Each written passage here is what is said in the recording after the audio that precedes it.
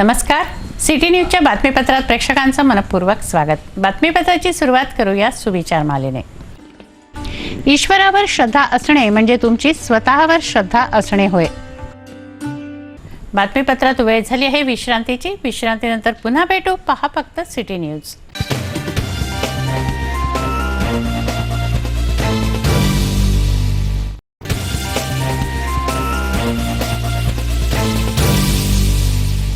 विसाव्या अंती पुन्हा आपलं स्वागत आहे. चला बघूया बातम्या विस्तारित स्वरूपात. 2017 व 18च्या आर्थिक वर्षातील सर्वसाधारण अंदाजपत्रक वित्तमंत्री अरुण जेटली यांनी संसदेत सादर केलं. वित्तमंत्री अरुण जेटली यांचा हा चौथा अर्थसंकल्प होता.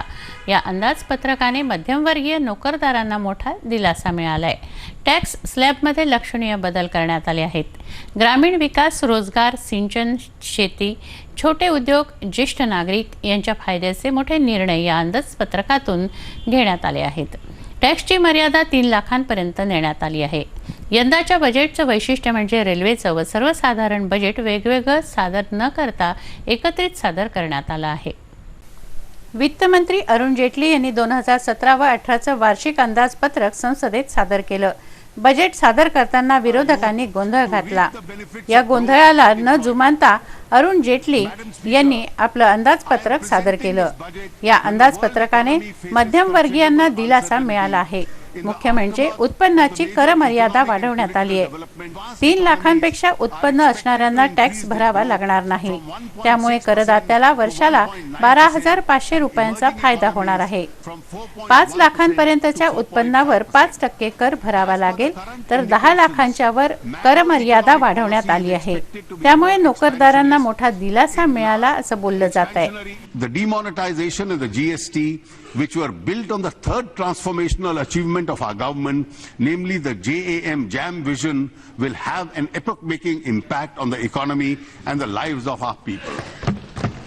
Madam, we are at an important point in the path of our growth and development.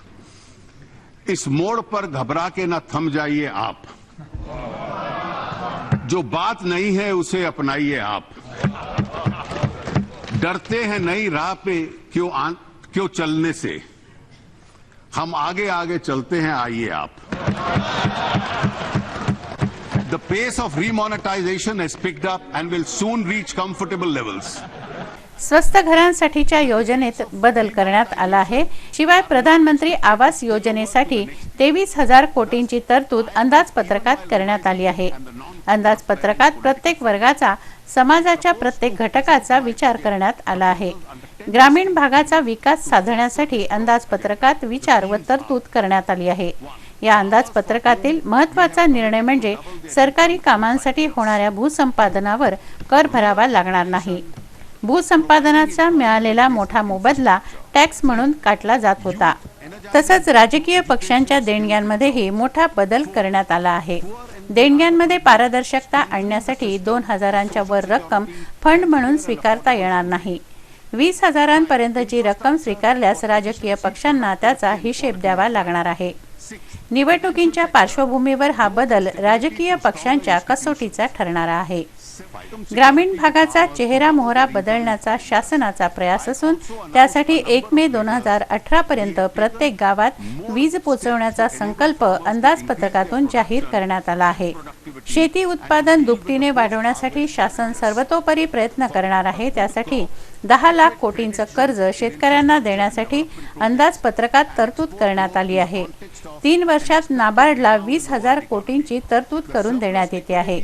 उत्पादन क्षेत्रात भारताचा 6वा क्रमांक असून उत्पादन वाढवण्यावर भर देण्यात येतो आहे, जेणेकरून रोजगाराच्या संधी उपलब्ध होतील. त्यासाठी छोट्या कंपन्यांना करात मोठी सूट देण्यात येते आहे.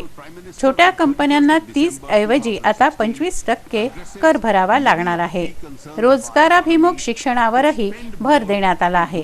यंदाच्या अंदाजपत्रकाचं वैशिष्ट्य म्हणजे रेल्वेचं व सर्वसाधारण अंदाजपत्रक एकत्रित सादर झालं आहे. रेल्वेचं अंदाजपत्रक हे स्वतंत्र सादर होत होतं. हा गेल्या 93 वर्षांचा इतिहास होता. तो मोडीत निघाला असून दोन्ही बजेट एकत्रित सादर करण्याचा नवा इतिहास घडवला गेला आहे. प्रवासी सुरक्षा योजनेसाठी 1,00,000 कोटींची तरतूद अंदाजपत्रकात करण्यात आली आहे. ई तिकिटांवरील सर्व्हिस टॅक्स देखील संपुष्टात आणला आहे. ज्येष्ठ नागरिकांचाही विचार अंदाजपत्रकात करण्यात आला असून त्यांच्यासाठी स्मार्ट हेल्थ कार्ड उपलब्ध करून देण्यात येत आहे. वित्तमंत्री अरुण जेटली यांनी सादर केलेलं अंदाजपत्रक सध्या तरी सर्वंकष वाटत असलं तरी याचे परिणाम काय होणार? नोटाबंदीनंतर हा मोठा दिलासा आहे का? या अंदाजपत्रकातून दिलासा मिळालाय का? मध्यमवर्गीयांना खरोखरच दिलासा देणारा असं हे अंदाजपत्रक आहे का? 5 लाखांपर्यंत इन्कम टॅक्स सवलत का वाढवली गेली नाही असे प्रश्न विचारले जात आहेत. अमरावती महानगरपालिकेच्या निवडणुकीसाठी नामांकन पत्र भरण्याची 27 जानेवारीपासून प्रक्रिया सुरू झाली आहे. अर्जांची उचल व नामांकन पत्र दाखल करण्याचा हा अवधी आहे. परंतु 31 जानेवारीपर्यंत नामांकन दाखल झाले नव्हते. 31 जानेवारीला 2 अपक्ष उमेदवारांनी नामांकन दाखल केले आहेत, तर 1 फेब्रुवारीला 12 उमेदवारांनी नामांकन दाखल केले आहेत. अमरावती महापालिकेच्या निवडणुकीसाठी 27 जानेवारी रोजी प्रक्रिया सुरू झाली. मात्र 30 जानेवारीपर्यंत एकही नामांकन दाखल झालं नव्हतं. 31 जानेवारीला 2 अपक्ष नामांकन दाखल झाले, तर 1 फेब्रुवारी रोजी 12 उमेदवारांनी नामनिर्देशन दाखल केलं.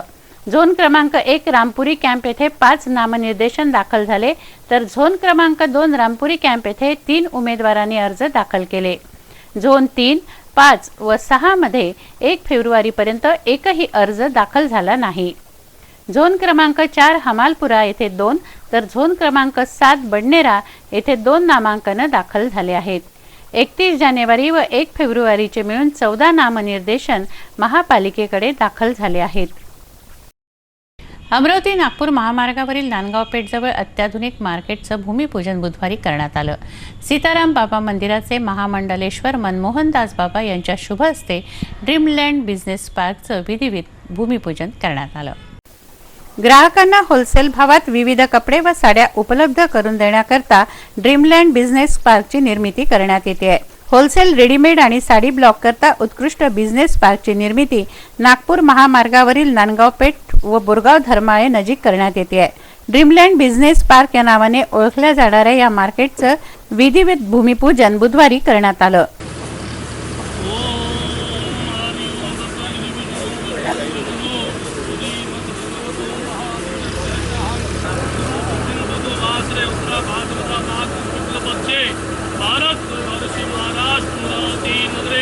धर्म क्षेत्र पुण्य क्षेत्र कर्म क्षेत्र धर्म क्षेत्र नांदगाव पेठ धर्म क्षेत्र पुण्य क्षेत्र कर्म क्षेत्र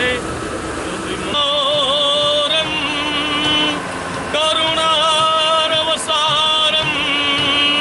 संसार सारम भुजगेंद्रधरम सदा वसंतम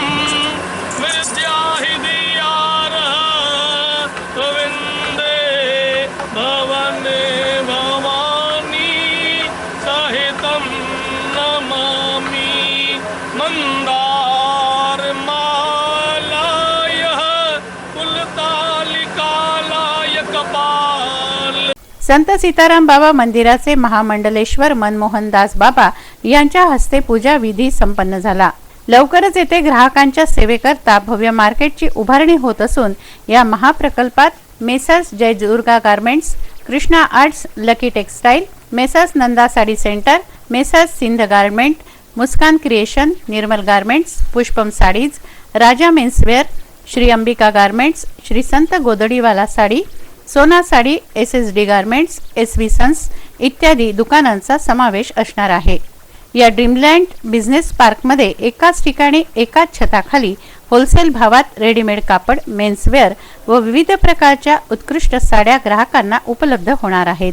भूमिपूजन समारंभाला अनेक मान्यवर उपस्थित होते. मंत्रोच्चाराच्या गजरात भूमिपूजन करण्यात आलं. यावेळी अनेक मान्यवर उपस्थित होते. बजरंगाजी बाबा की जय, बोल श्री सीताराम बाबा की जय, बोल श्री गंगाराम जी बाबा की जय. बोल श्रीमद मोहनदास जी बाबा की जय। बोल गणपति भगवान की जय। रावली माता की जय। सीता माता की जय। बोल सरस्वती माता की जय। बोल श्री गुणवंत भगवान की जय। हाँ सेवाग्राम बजे तो कधी करचो खोटी तो कधी करची बच्ची बंद पाहिजे ताय हलून जाऊ आग मशीन घटो ये तो हुंडो में ले रही हुंडो वो बते हैं एक में बस करे महाराज स्वामी चेंदा पंज भारत भाई खंडे खर्चो बचाइणो आहे सीताराम बाबा की जय। महाराज स्वामी आलखी इंदर भाऊ माता चुनो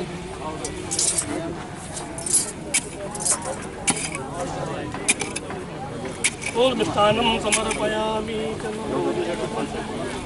अमरावती महानगरपालिकेच्या निवडणूक 4 सदस्यीय प्रणालीने होत आहेत, त्यामुळे प्रभाग एकमेकात समाविष्ट झाले आहेत। त्यामुळे वर्तमान नगरसेवक आमने सामने येत आहेत। प्रभाग क्रमांक 7 जवाहर स्टेडियम येथून संजय अग्रवाल, दिनेश भूप बजाज, श्रीचंद तेजवानी या प्रभागातून आमने सामने येत आहेत।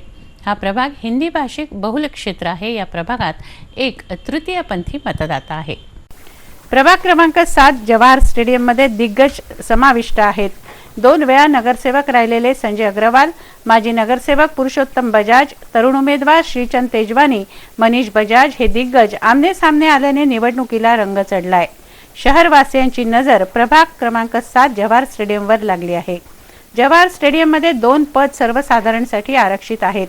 1 पद ओबीसी महिला व 1 एससी महिला यांच्यासाठी आरक्षित आहे।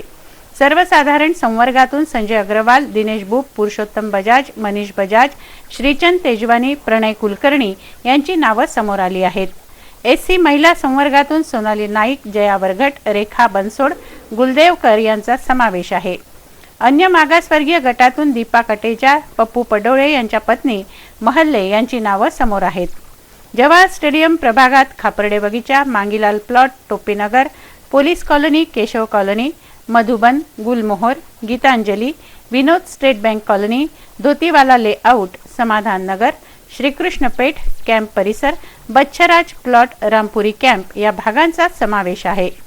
हिंदी बहुभाषिकांचा हा प्रभाग असून सिंधी, मारवाडी, उत्तर भारतीय मतदार या प्रभागात अधिक आहेत।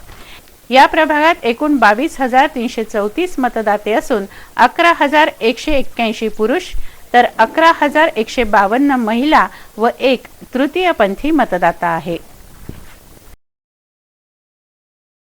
जम्मू काश्मीर येथे हिमवृष्टीमुळे महाराष्ट्रातील 5 जवान शहीद झाले। बर्फामध्ये दबून या जवानांचा मृत्यू झाला। यामध्ये अकोला जिल्ह्यातील मानाकुरुम येथील संजय सुरेश खंडारे यांना वीरगती प्राप्त झाली। बुधवारी त्यांच्या पार्थिवावर शासकीय इतमामात माना येथे अंत्यसंस्कार करण्यात आले। यावेळी येथील वातावरण भावपूर्ण झालं होतं। शहीदाच्या अंतिम दर्शनाकरता नागरिकांनी अलोट गर्दी केली। गे मायभू तुझे मी फेडीन पांग सारे आणि न आरतीला हे चंद्र सूर्य तारे या कवितेप्रमाणे भारत भूमीचे रक्षण करतात ते जवान। तहान भूक विसरून देशाचं रक्षण करणे हाच खरा पुरुषार्थ। 25 जानेवारी रोजी जम्मू काश्मीर येथे हिमवर्षाव झाला। या हिमवर्षावात अनेक जवान अडकले। त्यात महाराष्ट्रातील 5 जवान शहीद झाले। यामध्ये माना येथील संजय खंडारेचा समावेश आहे। अकोला जिल्ह्यातील मानाकुरुम हे सुंदर गाव। या गावात एका गरीब कुटुंबात जन्म घेतलेला संजय सुरेश खंडारे देशप्रेमाने झपाटला व सैन्यामध्ये भरती झाला। जम्मू काश्मीर येथे कर्तव्यावर असताना निसर्गाच्या मनात काय होते कुणास ठाऊक। 25 जानेवारी रोजी येथे हिमवृष्टी झाली व त्यात मान्याचा हा वीर जवान शहीद झाला। बुधवारी त्याचं पार्थिव माना येथे आणण्यात आलं व शासकीय इतमामात अंत्यविधी पार पडला। या शहीदाच्या मागे पत्नी शीतल, 4 वर्षांची मुलगी आकांक्षा व 9 महिन्याचा मुलगा आदर्श असून तो आपल्या आईवडिलांचा एकुलता एक मुलगा होता। त्याच्या अंत्यदर्शनाकरता येथे हजारोंच्या संख्येने गर्दी झाली। यावेळी मूर्तिजापूरचे आमदार हरीश पिंपळे, डीवायएसपी भराडे, नायब तहसीलदार सदाणे, आर्मी कॅप्टन लवदीप सिंग, आमदार जोगेंद्र कवाडे, सरपंच तारा खंडारे यांनी आदरांजली वाहिली। प्रिया पाटील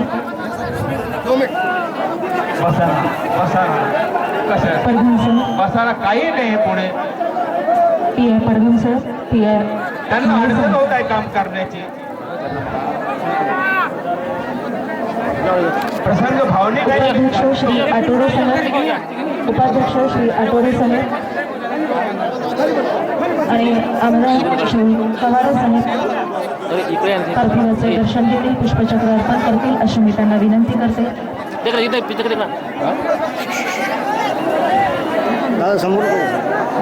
मानवंदनेचा कार्यक्रम आपण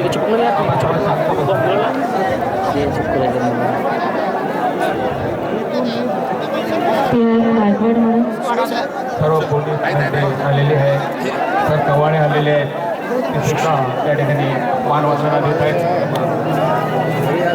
उपाध्यक्ष श्री आठवडे साहेब गोपाळराजे आठवडे यांना पार्थिवाचे दर्शन घेण्यासाठी निमंत्रित करण्यात आले. पोलीस व आर्मी जवानांच्या वतीने बंदुकीच्या फैरी झाडून श्रद्धांजली देण्यात आली.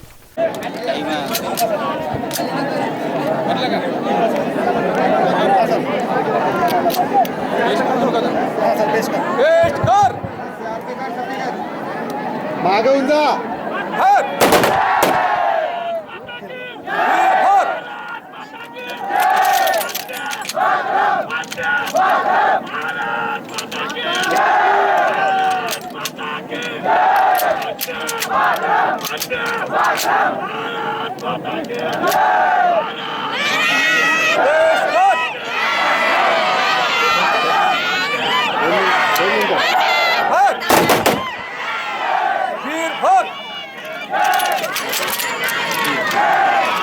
हे मागे लक्ष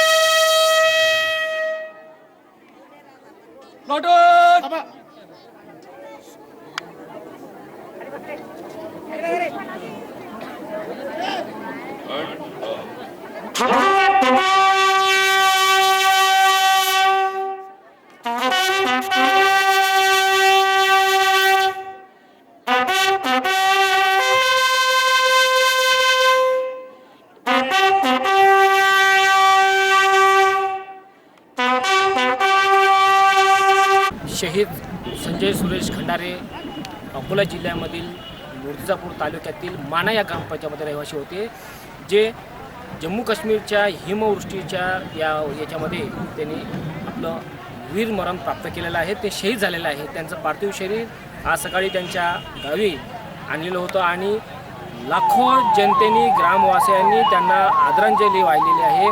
पोलीस प्रशासन आणि आर्मीच्या वतीने 3 बंदुकाच्या फैरी झाडण्यात आलेल्या आहेत. त्यांना मानवंदना देण्यात आलेली आहे आणि या पटांगणाचं नाव शहीद खंडारे म्हणून दिलेलं आहे आणि लाखो नागरिकांनी या ठिकाणी श्रद्धांजली वाहिलेली आहे. इतिहासामध्ये या माना ग्रामपंचायतचं नाव कोरलं गेलेलं आहे. या शहीदाच्या नावाने बीडमधील, अकोल्यामधील आणि मूर्तिजापूर तालुक्यातील माना या ग्रामपंचायतीतील खंडारे या शहीदाला वीरमरण प्राप्त झालेलं आहे. त्या इतिहासामध्ये नोंद झालेली आहे. आपण पाहिलेलं आहे की लाखो नागरिक अकोला जिल्ह्यापासून तर विदर्भातील कानाकोपऱ्यातून या ठिकाणी येऊन या महान वीर व्यक्तीला आदरांजली वाहिलेली आहे. कॅमेरामन वैभवसोबत मी अजय शृंगारे, सिटी न्यूज. यावेळी येथील वातावरण भावुक झालं होतं. या वीर शहीदाला सिटी न्यूज चॅनेल परिवारातर्फे भावपूर्ण श्रद्धांजली.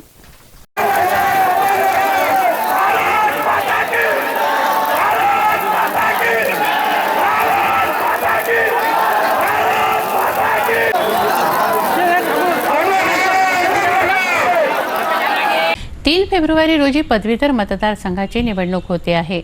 बुधवारी या निवडणुकीच्या प्रचार तोफा थंडावल्या. जाहीर प्रचार बंद झाला आहे. उमेदवारांच्या वैयक्तिक भेटी व प्रचार मात्र सध्या सुरू राहणार असून 3 फेब्रुवारी रोजी 91 केंद्रांवर मतदान घेण्यात येत आहे. या निवडणुकीकरता एकूण 13 उमेदवार रिंगणात आहेत. पदवीधर मतदारसंघाची अमरावती विभागाची निवडणूक चतुष्कोणी आहे. अविनाश चौधरी पदवीधरांची निवडणूक लढवत आहेत. त्यांना विविध संघटनांनी पाठिंबा दिला आहे. अविनाश चौधरी हे अपक्ष उमेदवार आहेत. संघर्ष राजकीय पक्षांचा, विजय मात्र अपक्षाचा असा नारा डॉक्टर अविनाश चौधरी यांचा आहे. शिक्षकांसह इंजिनियर, वकील, पदवीधरांचे प्रश्न निकाली काढण्यासाठी आपण वचनबद्ध राहणार अशी ग्वाही पदवीधर मतदारसंघाचे उमेदवार डॉक्टर अविनाश चौधरी यांनी दिली आहे. विविध संघटनांचा डॉक्टर चौधरींना पाठिंबा मिळतो आहे. जवळजवळ 400 किलोमीटर अंतर असलेला 5 जिल्ह्याचा प्रवास, 56 तालुके ज्यामध्ये येतात, 1 लाख त्याहीपेक्षा जास्त किंवा 1,10,000 किलोमीटरपेक्षा जास्त प्रवास आम्ही आमच्या मित्रपरिवाराने आमच्यासोबत काम करणाऱ्या लोकांनी केला. आणि त्या अनुषंगाने या 1-1.5 वर्षाच्या प्रवासामध्ये जे काय आम्हाला माहिती मिळाली, जे काय आम्हाला सहवासापासून आम्हाला जे ज्ञान मिळालं, अनुभव मिळाले, निश्चितपणे या सगळ्या ज्या लोकांनी मला सहकार्य केलं त्यांचं सगळ्यात पहिले मी तुमच्या माध्यमातून आभार व्यक्त करतो. आणि येणाऱ्या आता 3 तारखेला जे इलेक्शन होऊ घातलेले आहे त्या संबंधित आम्ही आता आमची पूर्ण तयारी झालेली आहे. अनेक गोष्टी होत्या, अनेक गोष्टींचे उलगडा पण झालेले आहेत आणि प्रश्न आतापर्यंत विचारले गेले त्या प्रश्नाचं उत्तर सुद्धा देण्यासाठी आम्ही आमच्या परीने प्रयत्न केलेले आहेत. अनेक संघटना आल्यात, काही संघटना थोड्याशा अदृश्य सुद्धा झालेल्या दिसतील तुम्हाला. तशा प्रकारच्या प्रश्नांचा भडीमार सुद्धा मला अपेक्षित आहे आणि त्याचं उत्तर देण्यासाठी मी ते सक्षम आहे. ज्या लोकांनी मला आजपर्यंत मदत केली त्या लोकांना परत एकदा पुनश्च तुमच्या माध्यमातून आभार व्यक्त करतो. आणि विधान परिषदेच्या बाबतीत माझी भूमिका काय हे मांडणी करण्याकरता तुमचा 2 मिनिटाचा वेळ घेतो. बेसिकली आमचं महत्त्वाचं घोषवाक्य जे होतं ते स्वतंत्र विचारसरणीचा अपक्ष उमेदवार या नात्याने मी माझी मांडणी करण्याचा प्रयत्न केला. त्याच्या मागचा इतिहास की विधान परिषदेची निर्मिती का आणि कोणी केली आणि कशा प्रकारे केली. भारतरत्न बाबासाहेब आंबेडकरांनी जेव्हा घटना लिहिली त्या घटनेमध्ये विधान परिषदेची जी तरतूद करण्यात आली त्या अनुषंगाने 7 राज्यांमध्ये भारतामध्ये विधान परिषदेची सोय आहे. 2 राज्यांमध्ये निर्मिती करण्यात आली, पण काही कारणास्तव त्यांची आवश्यकता त्या राज्यांना वाटली नसल्या कारणामुळे विधान परिषद बरखास्त करण्यात आले. आपल्याला विधानसभेमध्ये 288 ठिकाणी आणि 46 लोकसभेच्या ठिकाणी राजकीय समीकरणं मांडण्याकरता, सत्ता स्थापना करण्याकरता किंवा सत्ता परिवर्तन करण्याकरता संधी दिलेली असते. त्या अनुषंगाने विविध पक्ष आपले मांडणी करतात आणि सत्ता स्थापन करतात. आतापर्यंतचा जर आढावा जर तुम्ही घेतला असेल तर जेव्हा सत्ता स्थापना किंवा परिवर्तन होते जास्तीत जास्त 35 ते 40% लोकांचं या क्षेत्रामध्ये सकारात्मक मतदान झालेलं राहतं आणि 60% लोकांचं विरोधात मतदान झालेलं असतं. तरी सुद्धा सत्तेमध्ये स्थापन होणारी ही मायनॉरिटीजची लोक असतात. या अनुषंगाने या 60% लोकांचं उत्तरदायित्व कोणी घ्यायचं, या 60% लोकांच्या ज्या समस्या त्यांचं निराकरण कोणी करायचं, हा दृष्टिकोन समोर ठेवून बेसिकली विधान परिषदेची निर्मिती करण्यात आली की समाजाला जे अभिप्रेत आहेत ते सर्वसमावेशक अभिप्रेत आहेत. 100% लोकांना न्याय मिळाला पाहिजे, त्यांच्या समस्यांना हात घालता आला पाहिजे, त्यामुळे त्यांच्यावर अन्याय होता कामा नये म्हणून विधान परिषदेची स्थापना करण्यात आली. विधानसभेमध्ये एखादा विशिष्ट विचारधारेचा किंवा एखाद्या आयडिओलॉजीचा पक्ष येतो आणि त्यांना अनुरूप असणाऱ्या गोष्टी केल्या जातात, त्यांना जे अभिप्रेत असतात तेवढ्याच गोष्टींची मांडणी केल्या जाते आणि अशा प्रकारचे विधेयकं पास केले जातात. त्यात अनेक प्रकारच्या त्रुटी सुद्धा आढळल्या आहेत. त्या त्रुटींमध्ये दुरुस्ती करून, अमेंडमेंट्स करून किंवा त्या जर पूर्णपणे सक्षम असतील तर त्या तशाच्या तशा पारित केल्या जातात विधान परिषदेतून. बातमीपत्रात घेऊया काही क्षणाचा विसावा. विसाव्यानंतर पुन्हा भेटू. पहा फक्त सिटी न्यूज.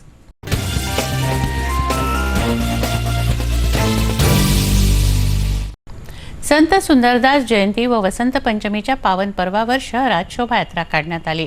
बालाजी मंदिरातून निघालेल्या या शोभायात्रेचं समापन अंबापेठ येथील खंडेलवाल भवन येथे करण्यात आलं.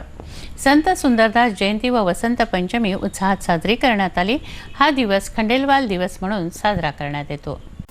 खंडेलवाल वैश्य समाजातर्फे बालाजी मंदिर येथून शोभायात्रा काढण्यात आली. संत सुंदरदास यांची जयंती व वसंत पंचमीच्या पावन पर्वावर ही शोभायात्रा निघाली. या शोभायात्रेदरम्यान असंख्य समाज बांधव एकत्रित झाले. शोभायात्रेत सहभागी पुरुषांनी लाल फेटे व शुभ्र वस्त्र परिधान केले होते, तर महिलांनी चुनरीच्या साड्या व फेटे परिधान केले. भगवा फडकवत निघालेल्या या शोभायात्रेनं शहरवासियांचं लक्ष वेधलं. संत सुंदरदास महाराजांची जयंती हा खंडेलवाल दिवस म्हणून साजरा केला जातो. खंडेलवाल समाज हा मोजका असला तरी या समाजातील एकोप्याचं प्रतीक ही शोभायात्रा होती.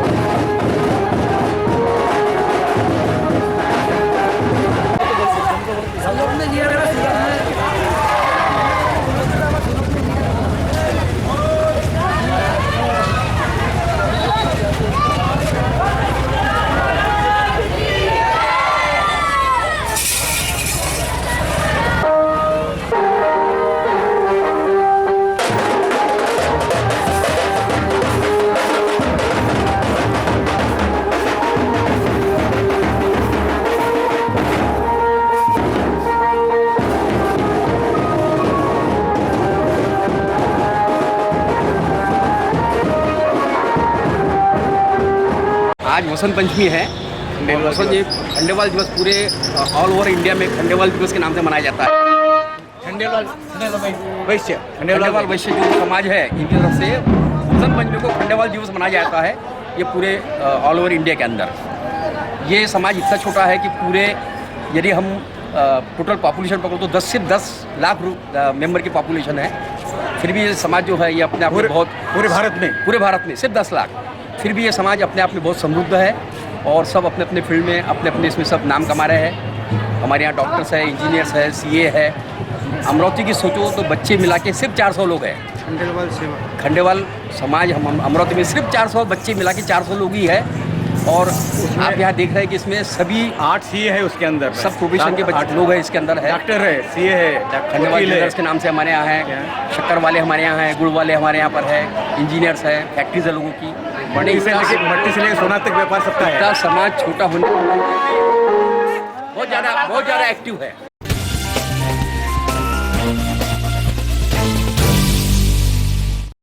विसाव्या अंती पुन्हा आपलं स्वागत आहे। वळूया उर्वरित घडामोडींकडे।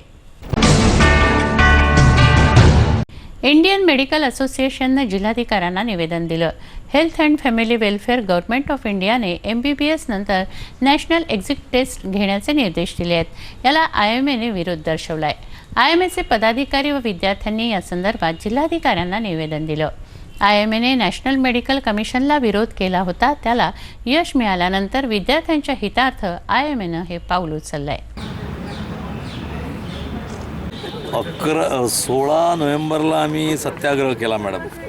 आम्ही सत्याग्रह करताना आमचा त्यावेळेला नॅशनल मेडिकल कमिशनला विरोध आणि नेशनवाईड खूप जबरदस्त रिस्पॉन्स मिळाला आणि त्याच्यामुळं विंटरमध्ये ते बिल काही ठेवण्यात आलं नाही आणि ते बिल काही पारित झालं नाही। पण आज हा जो नेशनवाईड प्रोटेस्ट आहे MBBS नंतर एक्झिट एक्झाम ते आम्हाला मान्य नाही आहे। जेव्हा पोरं MBBS शिकत असतात त्यावेळेला सगळ्या विषयाचा अभ्यास करतात, फर्स्ट MBBS पास होतात, विद्यापीठ एक्झाम कंडक्ट करते, सेकंड MBBS पास होतात, फायनल MBBS। तुम्हाला एवढंच काही करायचं तर नेशनवाईड एक एक्झाम ठेवा फायनल MBBSची आणि एका वेळेला त्यांना अपियर करायला एकच पेपर ठेवा। पण MBBS झाल्यानंतर तुम्ही त्यांना एक्झिट एक्झाम जर द्यायला लावता तर तुम्ही विद्यापीठावरही मोठं प्रश्नचिन्ह निर्माण होऊन राहिलं आणि ते मुलं जे अभ्यास करतात त्याच्यावरही मोठं प्रश्नचिन्ह निर्माण होऊन राहिलं। त्याच्यासाठी आज हा प्रोटेस्ट ठेवलेला आहे 1 फेब्रुवारी आणि नेशनवाईड आहे। खूप प्रतिसाद सगळीकडे मिळून राहिलेला आहे आणि आज अमरावती IMAचे लीडर्स इथे मुलांसोबत आलेले आहे। हा प्रश्न विद्यार्थ्यांचा प्रश्न आहे, पण विद्यार्थ्यांचा प्रश्न हा IMAच्या पटलावर घेतलेला आहे आणि IMAने हे डिक्लेअर केलं आहे की नेशनवाईड आज 1 फेब्रुवारीला प्रोटेस्ट करायचा। त्याच्यासाठी आज इथे आलेलो आहे। एक नजर बातमीपत्रातील अन्य महत्त्वाच्या घटनांवर।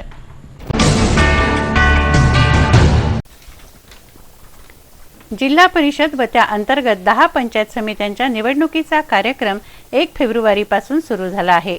1 फेब्रुवारी सकाळी 11 वाजेपासून ते सोमवार 6 फेब्रुवारी दुपारी 2:30 वाजेपर्यंत नामनिर्देशन पत्र देण्यात येत आहेत व स्वीकारण्यात येत आहेत।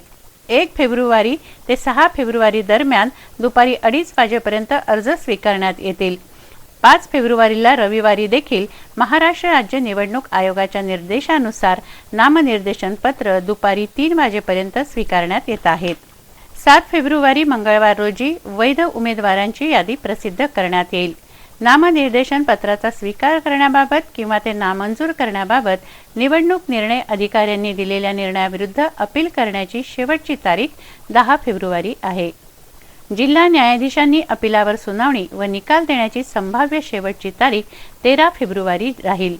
जेथे अपील नाही तेथे नामनिर्देशन मागे घेण्याची तारीख 13 फेब्रुवारीपर्यंत दुपारी 11 ते 3 दरम्यानची राहील।